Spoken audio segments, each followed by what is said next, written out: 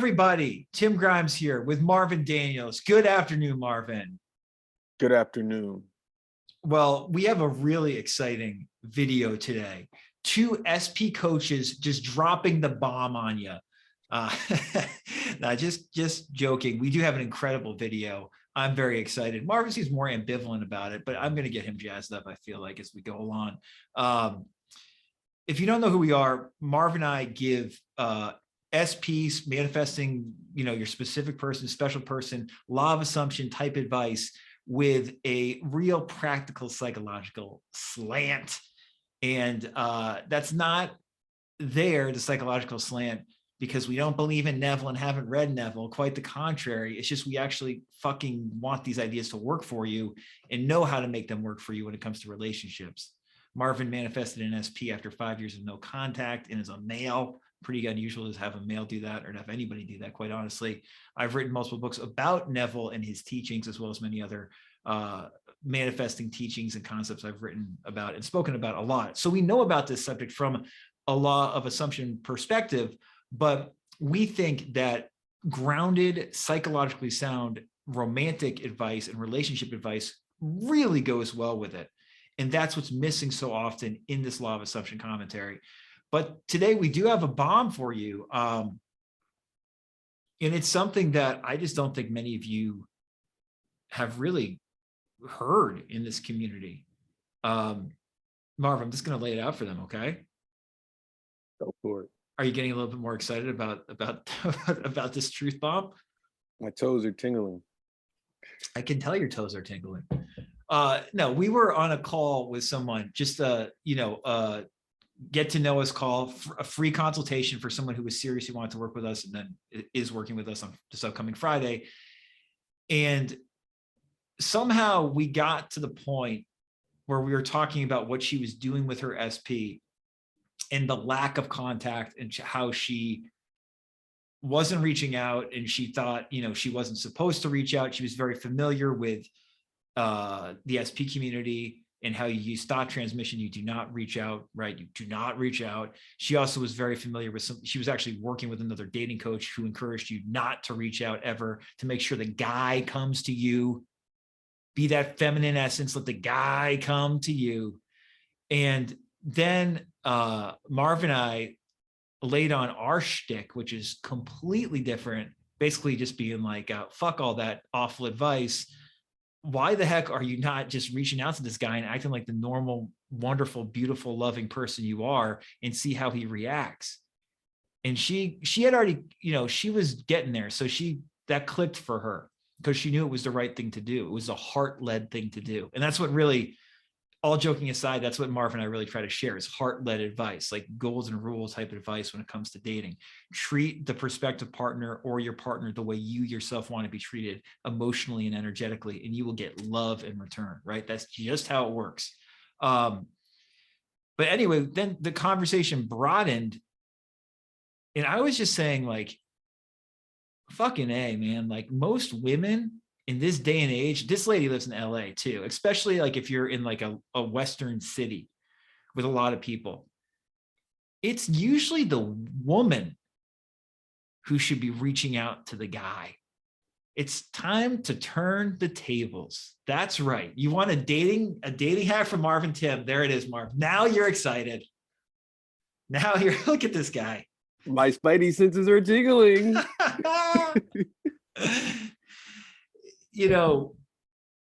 One of the scariest things about getting into a relationship is that like approach, that like, I am going to be vulnerable enough to say I'm interested in this person.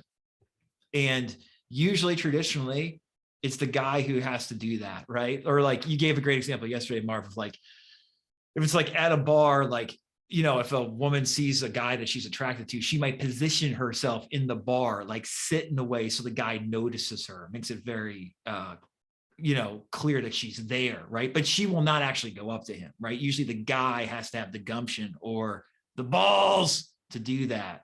And most guys won't. And those who will usually need a couple of drinks. It takes an unusual person to be able to initiate that conversation without being intoxicated or whatever. And it's usually the guy who does that. But what Marv and I are getting at here is usually communication these days when you're getting to know someone, it's like online, it's dating apps and shit. That's very like gender neutral. It's not about like, I'm in my strong masculine, I'm fucking, I don't even know the dating apps. This is how old I am. Like, I you mean, know, neither. but like, if you're on these dating apps, it's not like I got my strong masculine frame of reference and all the chicks are going to pick up on it. Dude, no. It's like your language and your profile does not emit that type of masculinity. The female's profile does not emit that kind of femininity. It's a very gender neutral place. So this idea that the guy should always be asking or approaching is wrong.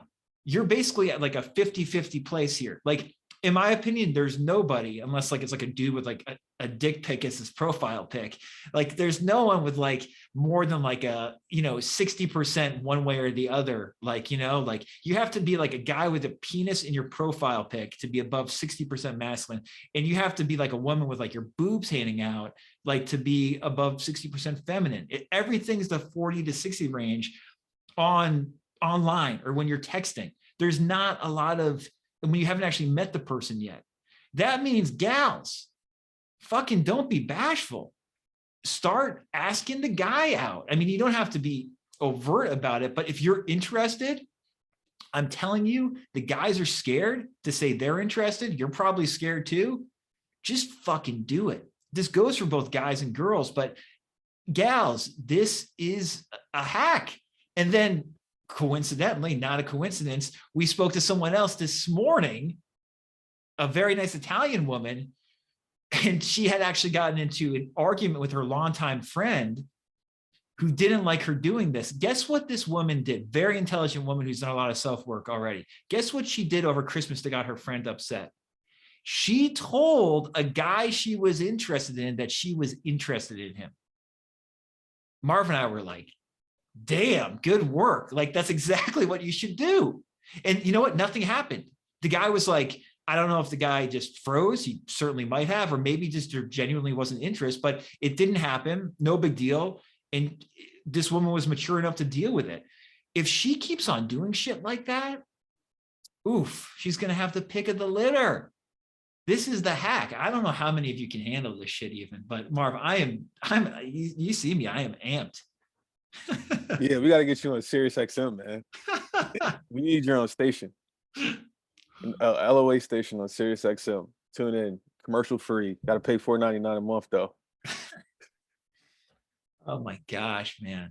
No, I mean, in somewhat seriousness, like this is a major hack. Like with guys, I always say the hack is being sober and being able to approach women and like look at them openly and like be like, I like you, but not being fucking weird about it. Like that's a hack that guys, very few guys can do that. That's like a superpower if you can do that. And you can learn that. That's a learned skill. Women, likewise, if you can learn to have these soft openings where you are able to be like, hey, I'm interested in you. That's all you got to do. The dude's afraid you're not interested in him. That's the whole problem. He's like, even if you're like 80%, like, I'm pretty sure that she's interested in me. I'm pretty sure she's interested in me. He's going to have to get fucking drunk before he's got the balls to do it. Most of the time. You know what I mean? And he's probably a good guy. That's the thing. He's probably a good guy if you sense that, right? He's worth finding out. It's worth finding out if he's a good guy. You break that pattern by being like, hey, can I sit here? Or like, hey, like, or whatever. I don't fucking know. Or do the online thing. Just be like, oh, like, hi, what's up? Where do you live? These are awful texts. Don't use these actual fucking examples, the scripting. But the vibe being like, hey, who are you? I'm interested in you. That can be enough to open the door. This is big time. Some people are going to laugh at what I'm saying, but I feel confident about this. This is a revelation for me, Marv. Yeah, I mean, you're right. Everybody has to do what works for them. All the information is out there. It's just up to us to give you the information and then up to you to decide what you want to do with that information. I think Tim has alluded to this in the past. A lot of times the obvious thing to do isn't the thing that people do. And like Tim alluded to earlier, we are in that age where things aren't how they were 50 years ago, 100 years ago, whatever the case may be. We in the past, nobody really talks about this in the LOA space, but you have certain teachers out there. I don't know if you're familiar with Teal Swan, but Teal Swan is one of those teachers where she talks about this kind of stuff, this type of masculine feminine dynamic. And in the past, particularly I'd say 5 to 10 years specifically, roles have kind of semi reversed in a sense, right? Where women have become way more masculine and men to a degree have become more feminine. And there's a lot of this 3D interaction of 3D living. People aren't really living in, if you want to use these terms, the 4D, the 5D, people aren't really living in that. They are too focused on the consequences of living in the 3D and taking action, particularly men. And so when it comes to approaching women, men have become very afraid because not long ago we were in the, Me Too era, Right. where guys just randomly just, oh, me too, you did this, oh, me too, me too, me too. And men became essentially afraid to even approach women. I know some guys personally, but I even celebrities. I know Shannon Sharp. He always speaks about, because he's a famous celebrity. He always talks and says he doesn't even get on the elevator with women. He says if a woman is on the elevator and the elevator door opens and it's just a woman on there, he will not get on the elevator.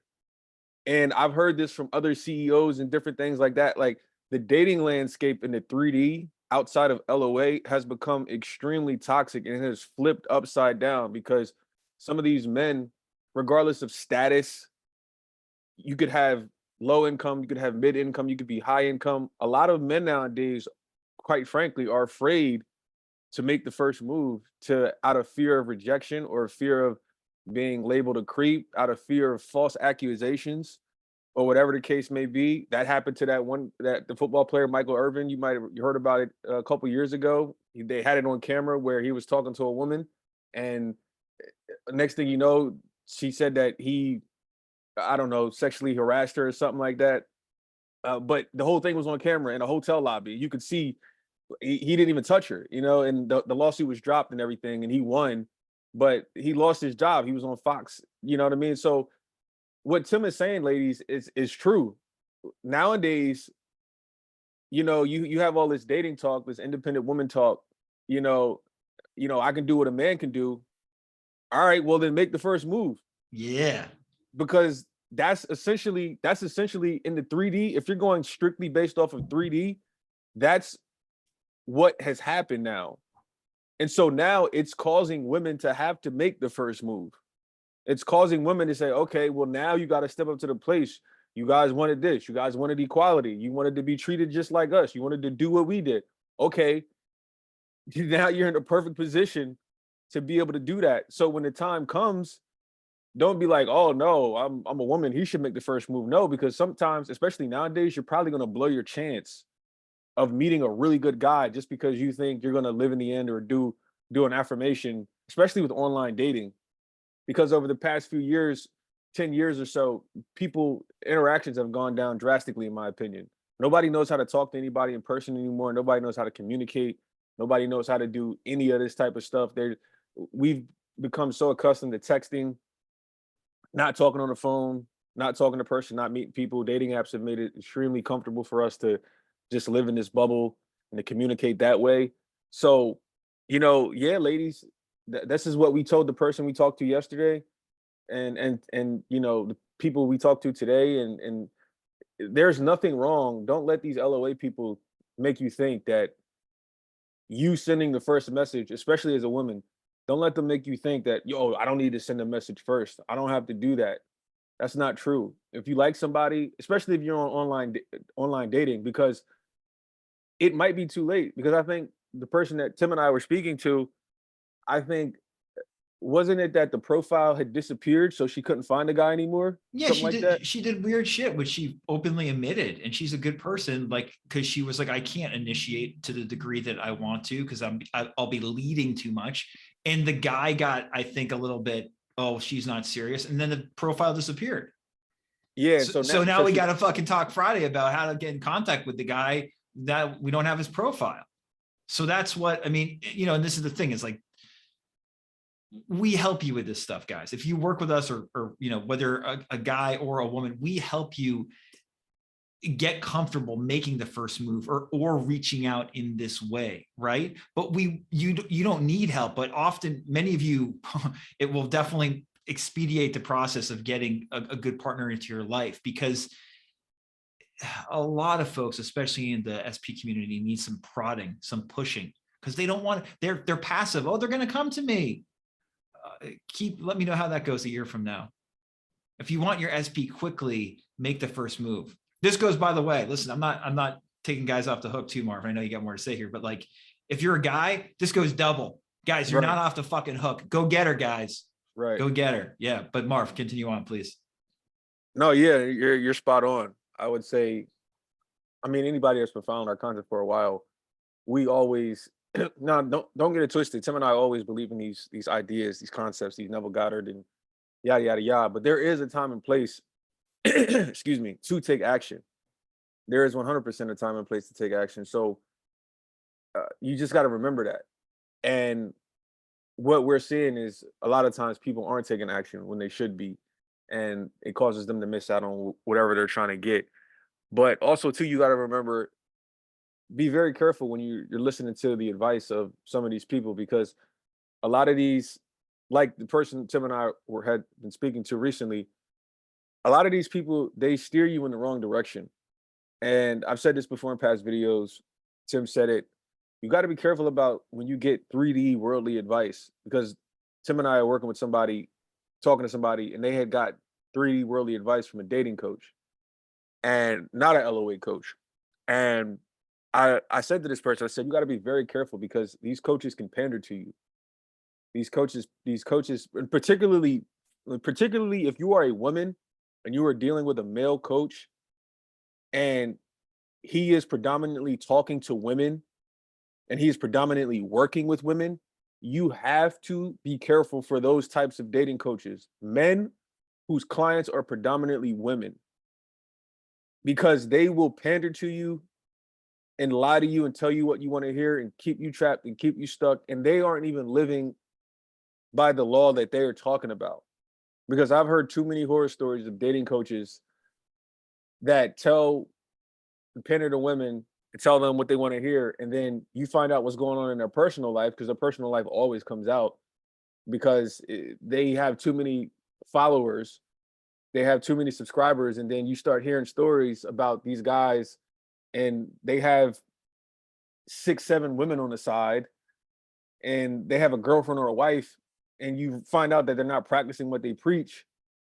And here you are, and then people come to Tim and I, and they're like, "Yeah, I watched such and such, and they said, they said this. They said, oh yeah, this is how you're gonna get your person back. Be passive. Don't say anything. Just let him come to you. He's gonna come to you. Oh, also too, one of the most toxic things I ever hear from dating advice or anything like that, LOA, whatever you want to call it, is like we said the other day, Tim.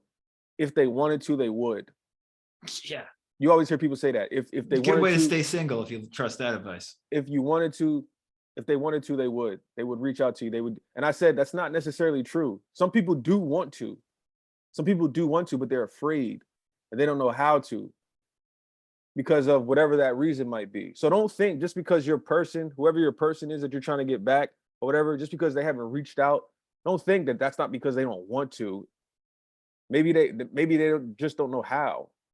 Maybe they're afraid.